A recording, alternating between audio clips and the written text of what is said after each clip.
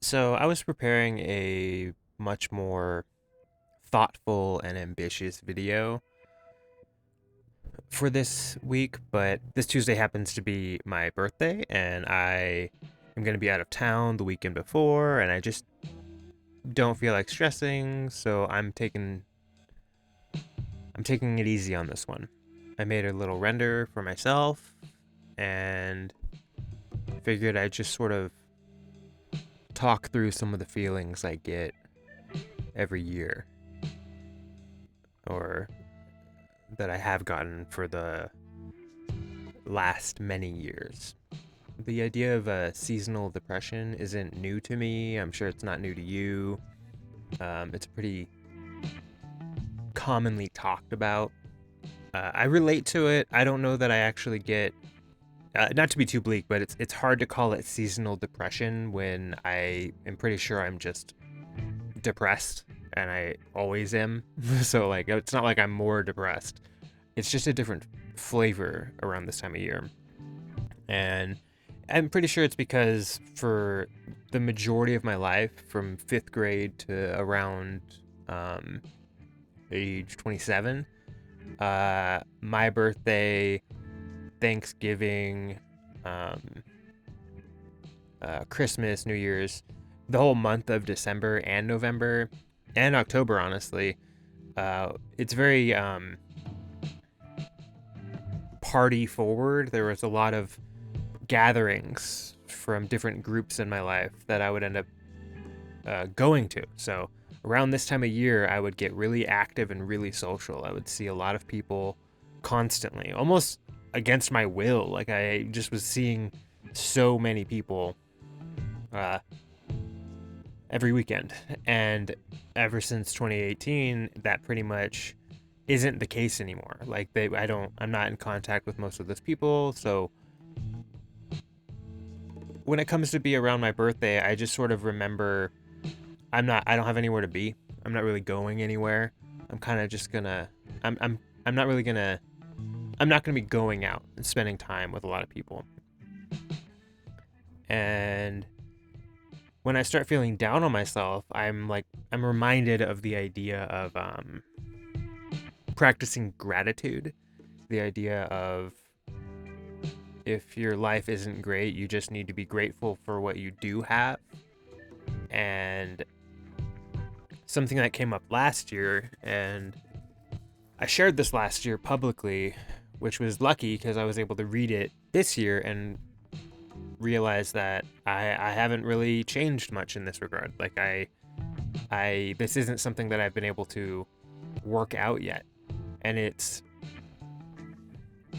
when I find myself in a position where I feel like I am being too negative, I feel guilty and I want to focus on the positive. I want to remind myself of what I am grateful for. So I do gratitude practice. I try to list off things that I am happy about.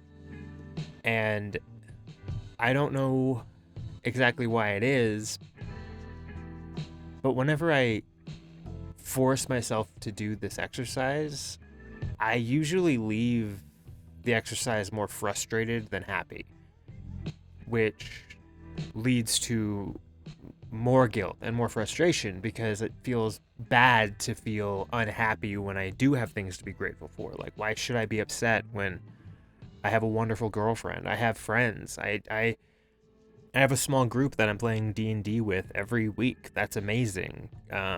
This weekend I'm going to a cabin for the weekend to spend time with my oldest friend for his like bachelorette party because he's getting married soon, and that's really exciting. Soon after is that wedding, and that's really cool too. And it just feels like there's so much to be happy for, but I'm still not happy. I'm. This was not a tough year. Last year was tough. This year was normal, and there was a long period of time in my 20s where I felt like being depressed was like almost a part of my personality, my brand, my identity. If I was in a good mood, there were times when I didn't want to show that I was happy. I actually felt bad about feeling happy because I was supposed to be depressed and I wanted people to know that I was depressed. And I felt like if I came up to you and I was having a good day, if you were like, "How are you doing?" Even if I was having a good day, the answer should be, "I'm good. How are you?" But I didn't want to say I'm good because I knew that deep down I wasn't good. I'm just having a nice day. But when I get home and I try to sleep tonight, it's coming back and I'm not going to be doing well. Um, and so the question of how are you doing was always felt like really loaded. And it felt like I felt like I was lying if I told you I'm doing well, even if I was doing pretty well. And it makes things awkward because you become a bummer. You become like a drag to be around. And it's good to be yourself, but sometimes being really intense all the time is exhausting for people around you. And I've slowly become more aware of that. And while I wouldn't say that I'm cured, I'm not better, but I am better. I'm improved. I'm improved from before because I've reframed things. And one thing I like about where I'm at now is even though I'm not really happy with life in general, where I'm at, what my life feels like, I I'm not really down on myself because you want to blame yourself. It's pretty natural for me to blame myself. I want to say like this is all my fault. I'm in this position because I messed up. I did something wrong. Um, but sometimes that's not really it. Sometimes you didn't do anything wrong. Sometimes you just got unlucky.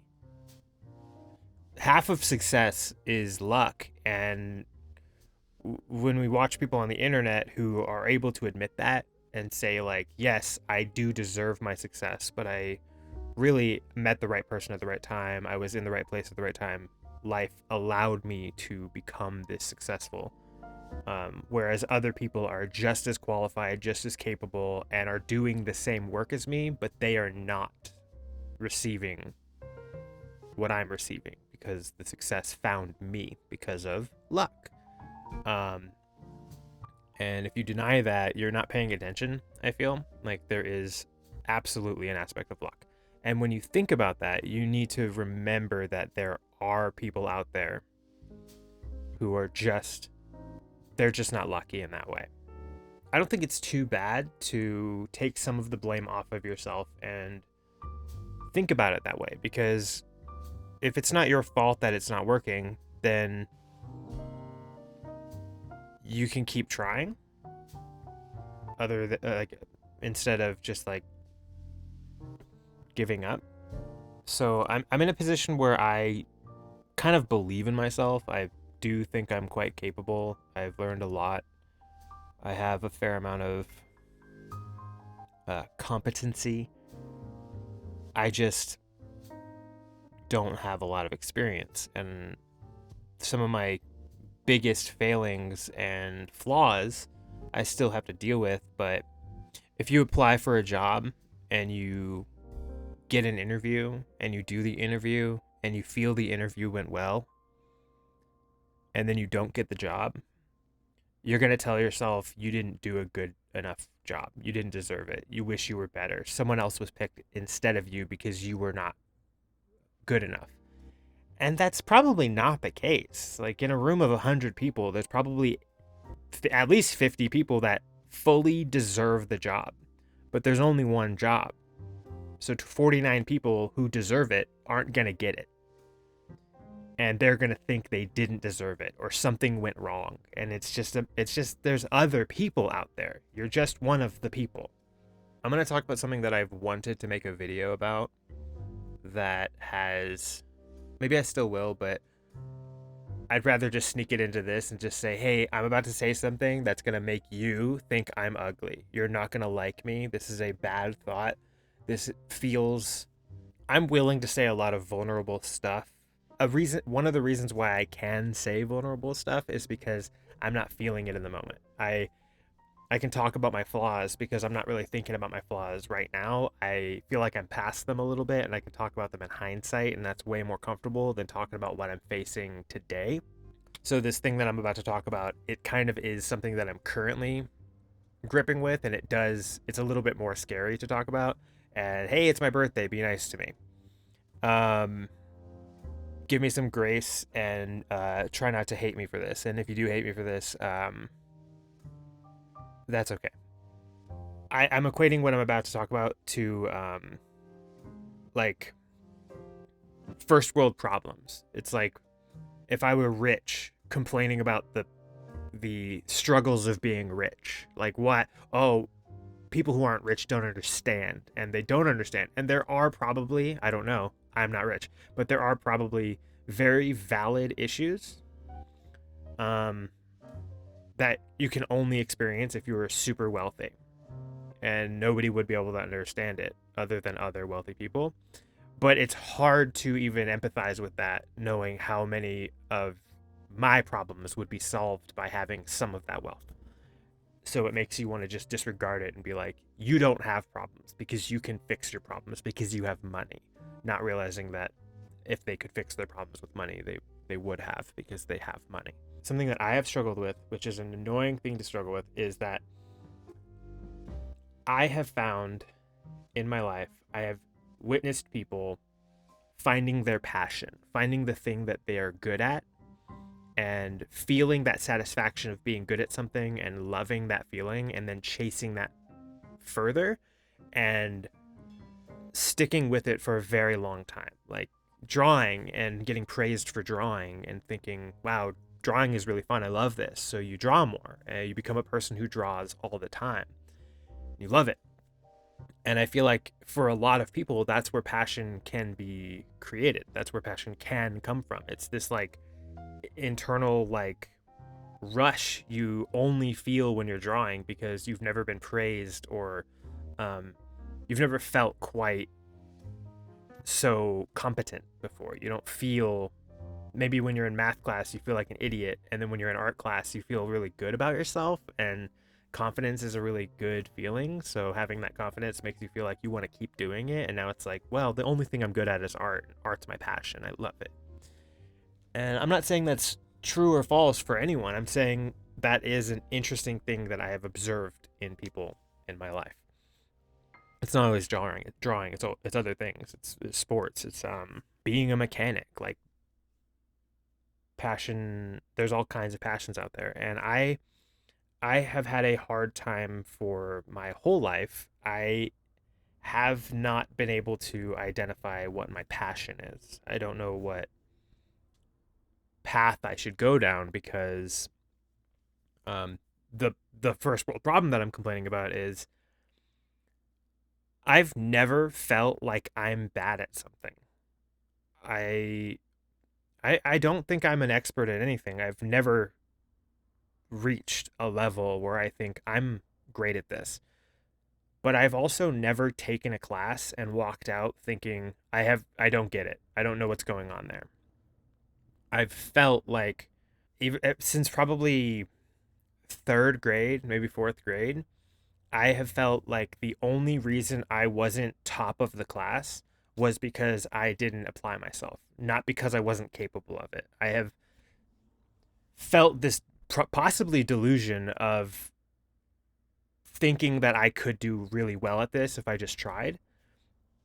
And there have been times where I felt like this is fun enough, I am going to try. And then I'm bragging, but like it's so uncomfortable to brag, but I am bragging. Generally, when I take a class, I am one of the higher performing people in the class. And that is normal for me. To the point where if I get an A in a class, I'm not like, wow. I'm like, yeah, I'm supposed to. Like, I know I'm getting an A because I always get an A.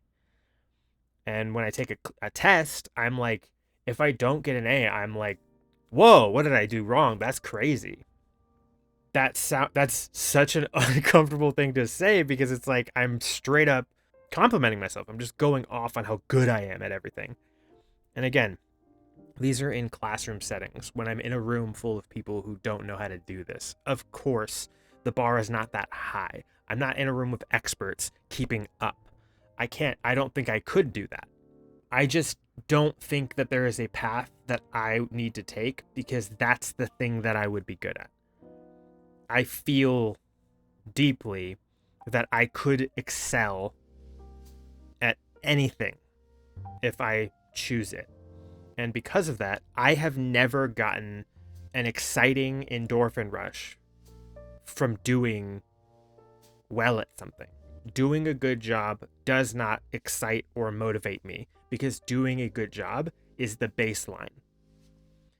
And that is difficult because I don't have a thread to pull on. I don't have a path to walk down that feels better than another path. They all feel like good options. So it kind of leaves me with choice paralysis. It's like, should I do that? And it's just like, well, I could do that. Well, should I be an artist? Should I draw? And it's like, well, I could. Should I make videos? Should I try to be a game developer? I like video games. Should I be a writer? Should I attempt stand up? Like, I've never gone in that direction even a little bit, but nothing tells me that I wouldn't be able to do it. And that makes me not have a particular interest in that thing. I feel like that's the kind of thing where I could tell somebody and they might say they're jealous of it. And I could see why you would think that from the outside, but I promise you, this weight, this depression that I've carried since the end of high school, that is a large part of why that exists. The like chip on my shoulder, the anger and frustration and disappointment and not thinking I'm doing enough with my life because I could be doing so much with my life. And I don't think I'm rare. I don't think I'm special. I have met other people that are equally or if not more qualified or capable at many things, but they don't have the self-awareness. They don't realize it. They'll say like, well, anyone could do that. And it's like, I promise you, you're really good at this. Like, that's crazy how good you are at this. I couldn't dream of keeping up with you. And they just don't see it. And I just have the opposite problem where I do see it and I see it everywhere. And it's, I don't have a lack of praise. I've gotten a fair amount of praise in my life. And that's, again, a wonderful thing. That I shouldn't feel guilty about being happy about. But I do feel guilty because, it, bragging is, I don't know, being happy about something you have that others don't feels icky because you want everyone to have it. Yeah, that's not really a birthday talk. That's a video I wanted to make, and I kind of want to deep dive into that. Like, is that a normal thing? Because it's really hard to face the idea of like, is it delusion?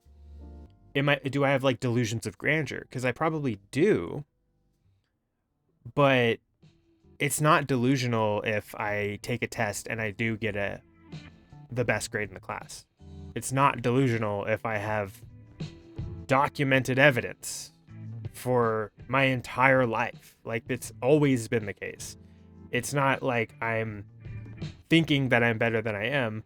I don't think I'm great because I'm a student. I take an intro class and I get an A in the intro class. It's a beginner's class. You're supposed to pass that. If you don't, you're not. It's not bad if you don't. I'm not judging anyone who doesn't excel in a classroom setting. I know some wonderful people, wonderful and brilliant people who struggle in a classroom setting just because it's not made for them. but I do. It's made for me. And it's like, what should I do with it? Someone will tell you, like, if you you'll have maybe you've experienced this if you're watching or if you're listening to this and you are someone who draws.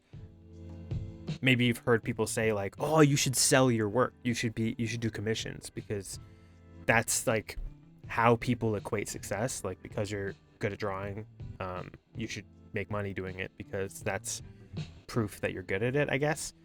If you've never heard that before, that might be exciting enough to make you think, yeah, I should do that. I've been told to do so many things for money, like, my whole life. People saying like, oh, you should do that more. And it's like, I guess I could do that more, but it doesn't draw me in. It doesn't pull me to it.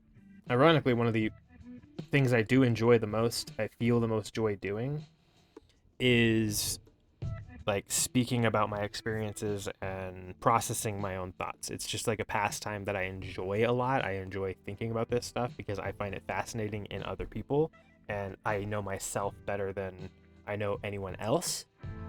I'm not saying I know myself better than other people know me. I'm saying I know me better than I know you. So when I'm thinking of an example, I'm thinking of me as the example, because it's the most known example to me. So it's like, I don't know, it's a fascinating, interesting topic to like go down the rabbit hole. I said it was ironic because that's like one of the only things that I truly love doing with my time that I'm not really praised for, and I'm not like, there's no one saying, wow, you should talk about yourself for a living. Like, what does that even mean? And there's just, I don't know, that I think that's funny. I think it's kind of funny. It's it's a little annoying, but I'm also like, what does that even mean? Of course nobody's asking me to do that, because that doesn't exist. Like, I guess stand-up comedians kind of do that, but I don't know if that's what I would want to do, because I don't know if that's not really interesting necessarily to me. Turning everything into a joke, because I kind of like things being serious. Anyway, I'm turning 35 today. I'm recording this a week before, but whatever. I think I'm just gonna call it there. I don't know what next week's gonna be, but I'm happy that I'm turning 35. I'm happy that I'm still going. I'm gonna use this as a chance to ask you about yourself. Is there anything that you feel that you are particularly good at, that you pride yourself on? How do you feel about any of the things that I mentioned here? Did I alienate you? Did I draw you in at all? Do you feel like you relate in some way? Do you feel like you don't relate in some way? Tell me about your favorite birthday party that you've been to or had, or your favorite birthday memory of your own. Tell me whatever you want. Yeah, have a good one. Goodbye.